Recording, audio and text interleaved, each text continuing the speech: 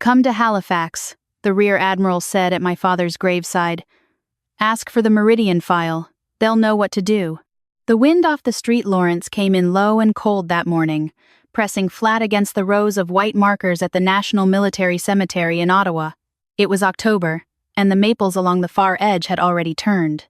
Nobody had told them to stop being beautiful just because we were burying someone. There were maybe 8 people at the service, a few of my father's old neighbors from Sudbury, my mother's cousin, who had driven 4 hours and kept checking her phone, and a man in a dark naval uniform standing slightly apart from everyone else.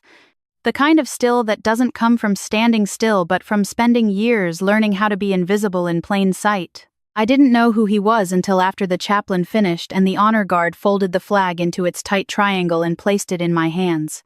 My father had been a search and rescue technician with the Royal Canadian Air Force.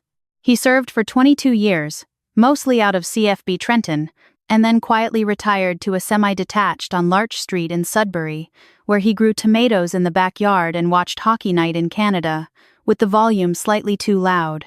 He never talked about the rescues. When I was small and asked him what he did at work, he said he helped people find their way home. I thought that was something all fathers did. He died in August. A stroke. Fast. No warning. My younger brother Marcus called me at 6 in the morning, and I already knew from the way he said my name before he said anything else. The man in the naval uniform waited until the others had drifted toward the parking lot. He walked over without hurry, the way people move when they are certain of where they are going. He shook my hand firmly. "I served with your father," he said. "Early days, Greenwood, before Trenton." I didn't know what to say to that, so I said nothing. He looked at the headstone for a moment and then back at me. "Come to Halifax," he said. "Ask for the Meridian file. They'll know what to do." He handed me a plain white card. A name on it, one I didn't recognize, and a local Halifax number. No title, no organization. Before I could ask a single question, he nodded once and walked away. By the time I looked up from the card, he was already at the tree line. Marcus found me still standing there. "You okay?" he asked. I said yes, which was not quite true. My father's house smelled like him. Wood polish and instant coffee and the faint chemical sweetness of the tomato plants he kept on the back porch even into September. I had flown in from Vancouver 2 days earlier and hadn't done much except sit in his armchair and look at things. His reading glasses on the side table. His copy of a Lee Child novel face down on the arm, a quarter of the way through. His boots by the door, which was the thing that kept making me look away. Marcus arrived the evening after the burial. He lived in Hamilton and had driven straight through. He was 31, 2 years younger than me, and he had our father's job but not our father's patience. "So," he said, dropping into the kitchen chair that had always been his, "what does the will say exactly?" I told him. "The house, the car, the savings account, split between us. Straightforward. Our father had been nothing if not organized." "That's it?" Marcus said. "That's what the lawyer has." Marcus leaned back and looked at the ceiling. "I always thought he had something put away, like a GIC somewhere, or an RRSP he never talked about." "There's probably an RRSP, I said. "We haven't gone through everything. He wasn't poor," Marcus said. "He just lived like he was." I didn't answer that. There was something in his tone I recognized but didn't want to name yet. Not grief. Something quieter and older, the sound of a number being calculated. Later that night, after Marcus had gone to bed in the room that used to be his, I sat at the kitchen table and turned the white card over in my hands. Rear Admiral James Colville, Halifax. The Meridian file. I looked the name up. He was real. He had retired 2 years earlier after a long career. There were a handful of ceremonial photographs from his final posting, a man with a measured expression and a chest full of service decorations. My father had never mentioned him. My father had never mentioned most things. The next morning, Marcus was up early going through the filing cabinet in the spare room. I heard the drawers sliding open before I had made coffee. I came to the door. "What are you looking at?" "Just seeing what's here," he said without turning around. "Insurance stuff. Vehicle ownership. Some old pay stubs." I said nothing and went back to make the coffee. When I sat down with my mug, Marcus came out and sat across from me. "You should probably talk to a financial advisor," he said. "Before we do anything with the house, we don't need to do anything with the house right away. I'm just saying." He wrapped his hands around his mug. "Property values in Sudbury aren't what they were. If we're going to sell, Sooner is probably better. Dad hasn't been in the ground a week, Marcus.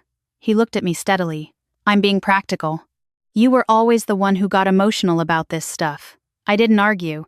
There was no version of that conversation that went well, and we both knew it. That afternoon, after Marcus left to meet with the lawyer on his own, I called the Halifax number. It rang twice, and a woman answered with a professional precision that told me she answered this phone the same way every day. I gave her my father's name, his full name, rank, and service number, which I had found in his personnel file in the filing cabinet. There was a pause. Not surprised, exactly. More like confirming. Yes, she said.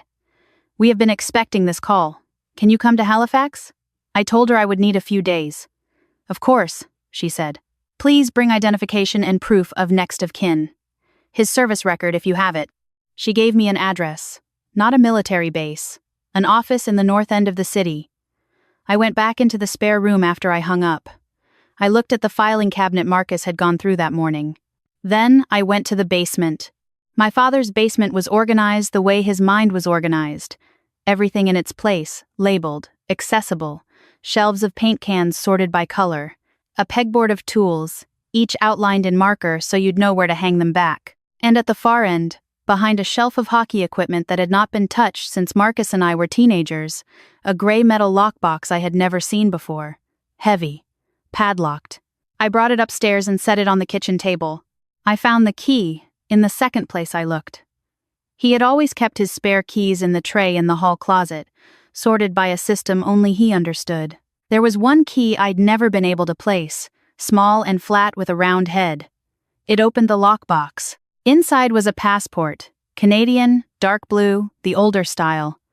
I opened it. The stamps went back 18 years. Halifax, London, England, Edinburgh, Dublin, 2 trips to Reykjavik, and 5 stamps for a city I had not expected, Zurich. My father had been to Switzerland 5 times in 18 years. He had never told me he had ever left the country. Marcus called that evening. Did the lawyer say anything to you about foreign accounts? He asked. No. Why? Just something I want to look into. You know how he was about money. Careful. Maybe too careful. A lockbox. I sat with the passport for a long time. Then I booked a flight to Halifax. I did not tell Marcus I was going. I told him I was meeting with the estate lawyer a second time to go over some paperwork. He said fine, and that he would be checking in with his own counsel about our options. I said okay, and let that sit where it landed. The flight from Sudbury to Halifax connected through Toronto. I carried my father's passport and his service record and a copy of the death certificate in the front pocket of my carry-on. The flight was 3 hours, and I spent most of it watching the clouds over northern Ontario and thinking about all the Sunday afternoons I had driven out to Larch Street with a box of groceries and a book I thought he might like. And he would make tea, and we would sit at the kitchen table and talk about nothing that mattered and everything that did. He never asked me to come. He never had to ask. Halifax in October is all gray sky and red brick, and the smell of the harbor reaching you before you see it. I took a cab from the airport to a residential-looking street in the North End, where a converted Victorian row house had a small brass plate by the door that said only Meridian Resource Group. Inside it was plain. A reception area, 2 chairs, a woman at a desk who looked up when I came in. I said my name and my father's name. She stood and came around the desk and shook my hand with both of hers.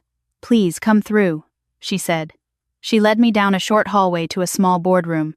The table was wood, dark and old. There were 2 chairs on one side and one on the other, and a man already seated who stood when I entered. He was in his 60s, heavy in the shoulders but careful in the way he moved.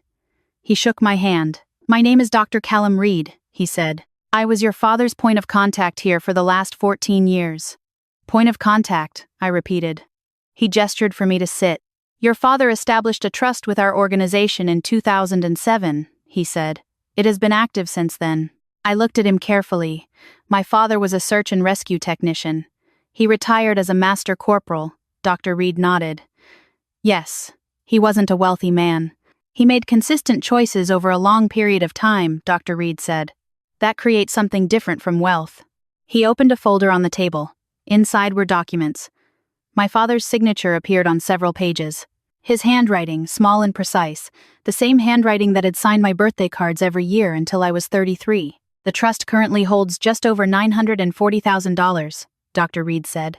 I heard the number, but it took a moment to fully arrive. He established it with a modest initial contribution in 2007, Dr. Reed continued. He contributed regularly after that, monthly, without fail, and the funds were invested conservatively but consistently.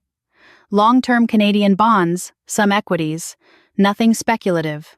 Over 14 years, with compounding, that becomes something. Nearly $1 million, I said. Just under, yes. I sat with that. My father drove a 2009 Civic. He bought his clothes at Mark's Work Warehouse and his groceries at Food Basics, and he reused the same travel mug for 11 years until the lid cracked and he taped it. He had a pension, a modest one. He had never said a word. What was it for? I asked. Dr. Reed folded his hands. Your father designated it for a specific purpose. Support for the families of search and rescue personnel who died in the line of duty or who were medically released due to injuries sustained during operations. In some cases, he extended it to cover educational costs for their children. I thought about the rescues he never talked about, the ones that went right, the ones that didn't. He never told me.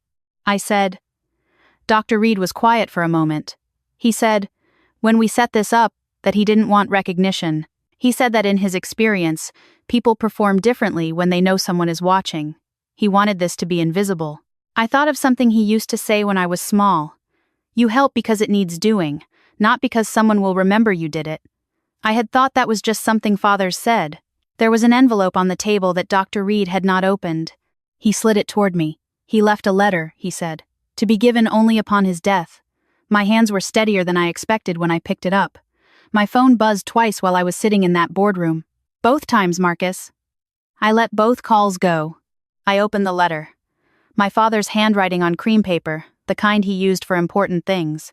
He wrote, if you're reading this, then I didn't get a chance to explain it in person. I want you to know that I am not sorry for how I lived. I am sorry that I ran out of time to show you why.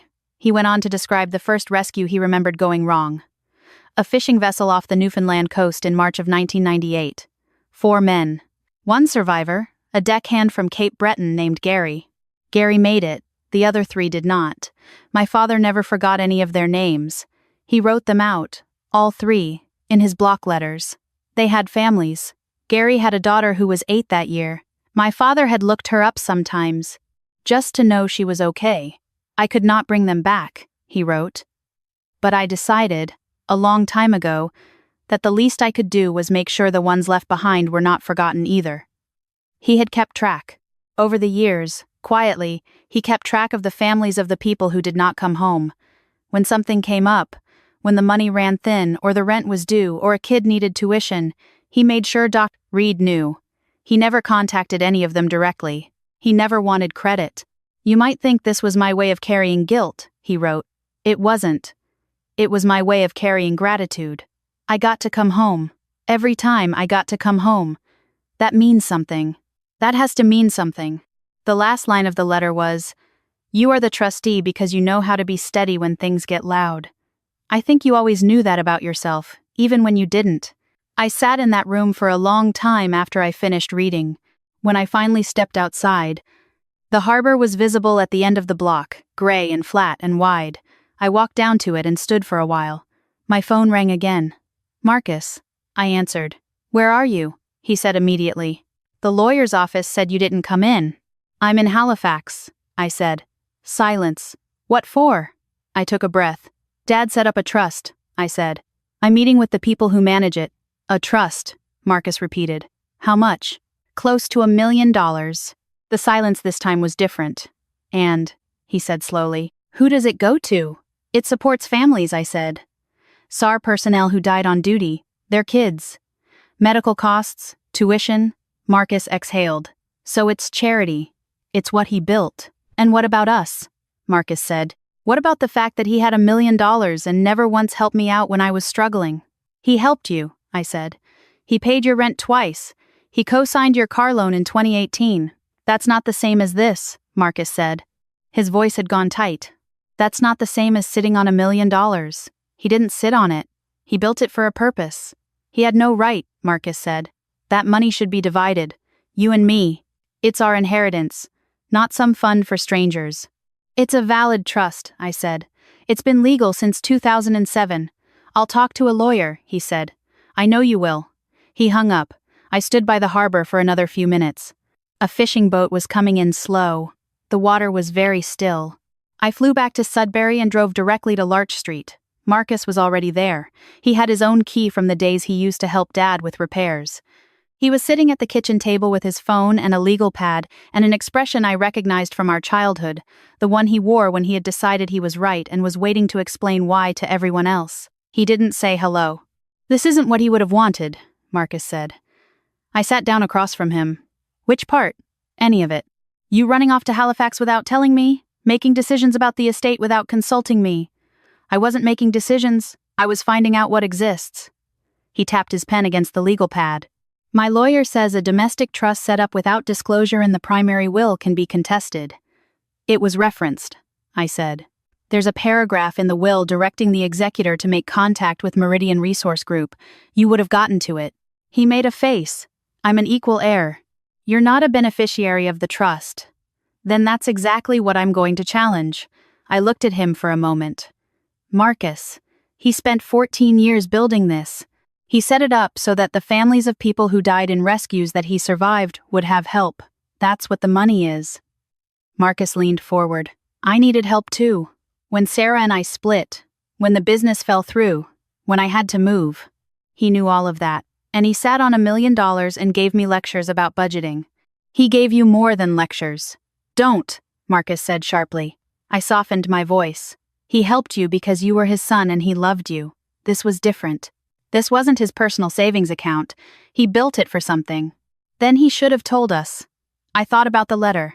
Money changes how people receive information. He knew that. If you had known, you would have spent the last 14 years feeling like that money was coming to you. Marcus went very still. That's not fair, he said.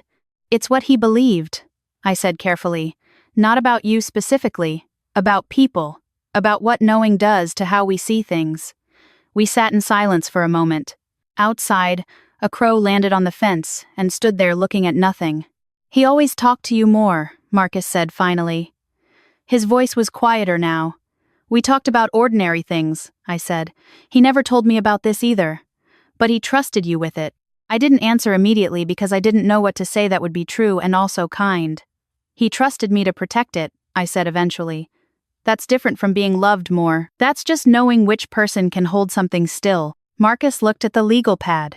He didn't write anything. He filed within 3 weeks. It was formal, civil, not theatrical. An application to the Ontario Superior Court, questioning the validity of the trust and requesting full disclosure of assets.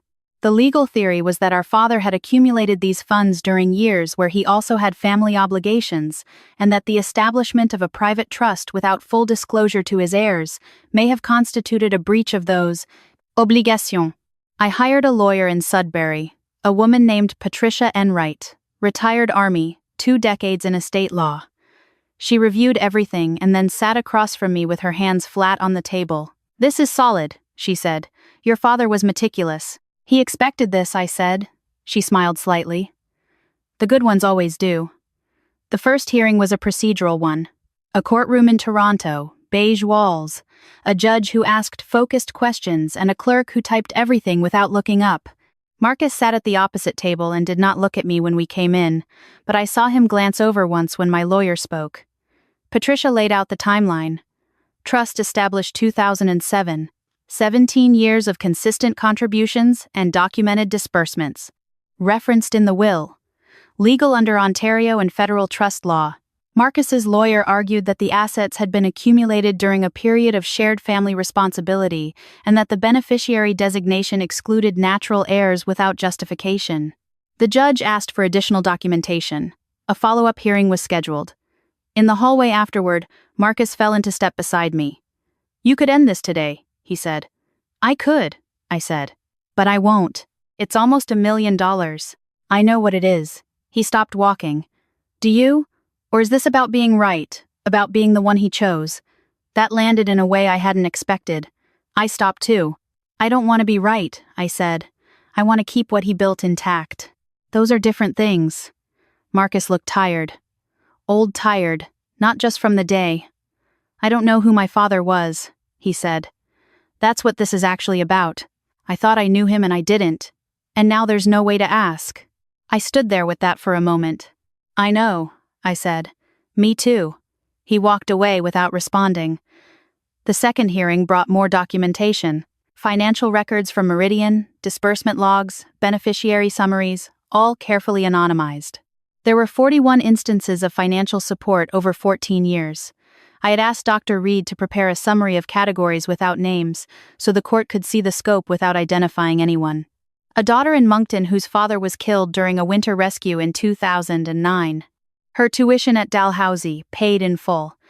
A widow in Yellowknife who had 3 kids and a mortgage, and a husband who did not come back from a night flight.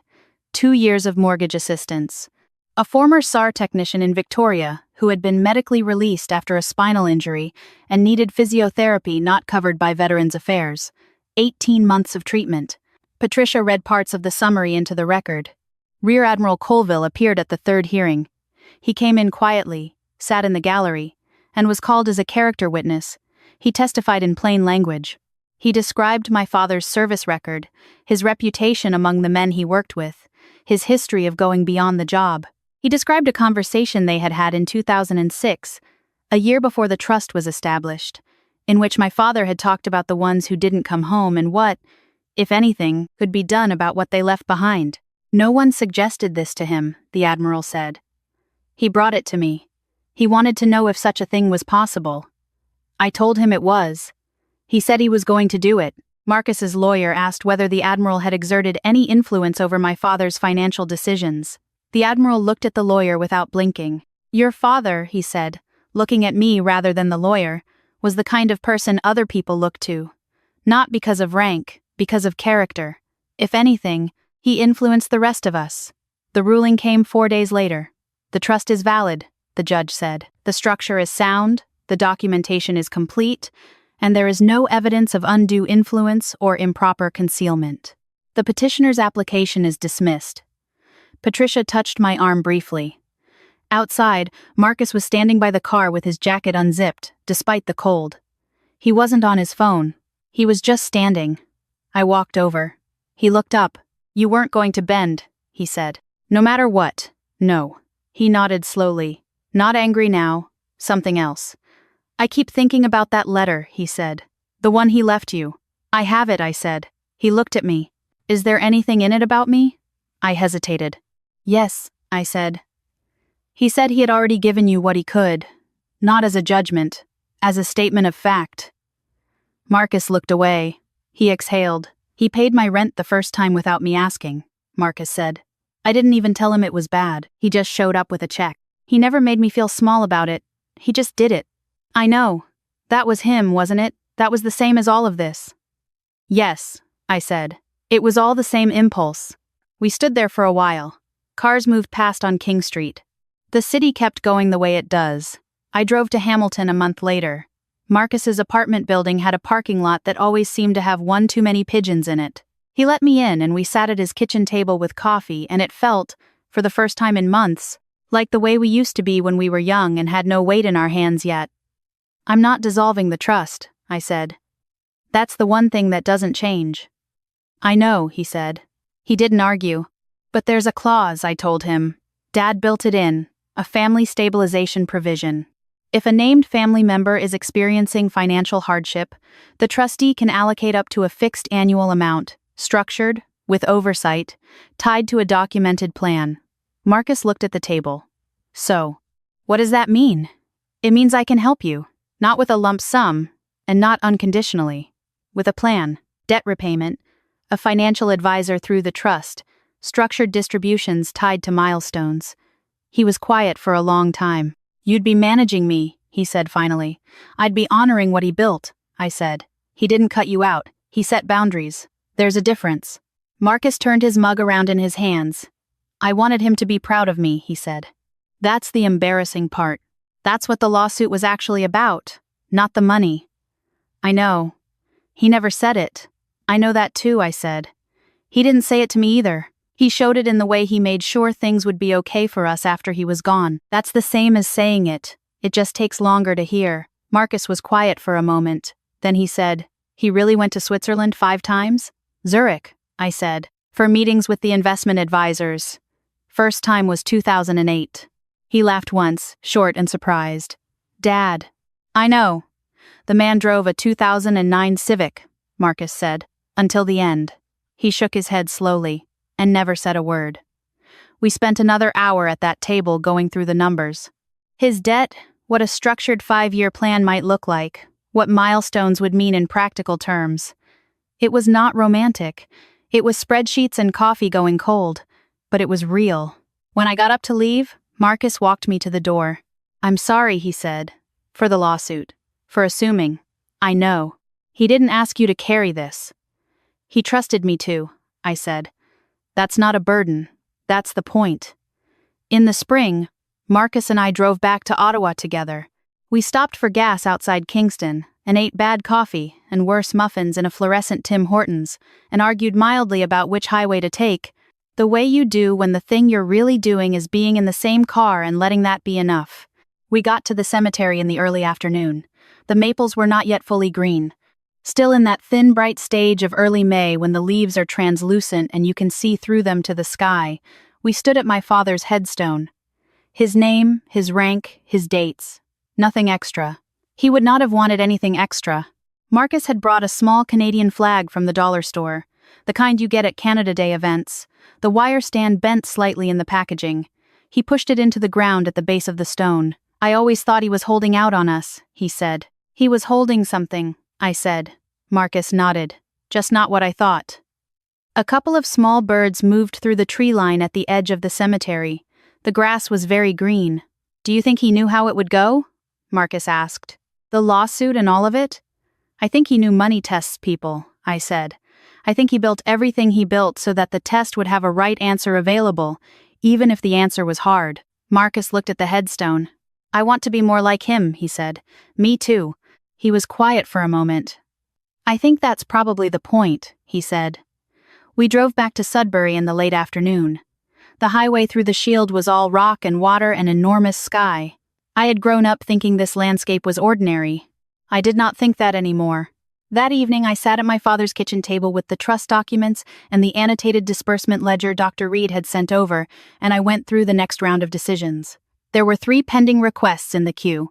A former SAR tech in Comox whose teenage daughter wanted to study nursing but whose family finances had been gutted when he was medically released. A widow in Truro whose husband had gone down on a training exercise in 2019, their youngest still in elementary school. A man in Thunder Bay, retired, dealing with hearing loss from decades of helicopter noise that the department's coverage didn't fully address. I went through each one carefully. I read the documentation. I made notes. My father had done this every month for 14 years in this same kitchen, at this same table, before the Saturday crossword. He did it without telling anyone. I had been given a standard to maintain. The night outside was quiet. The tomato plants were still on the back porch, bare now, the wire cages empty.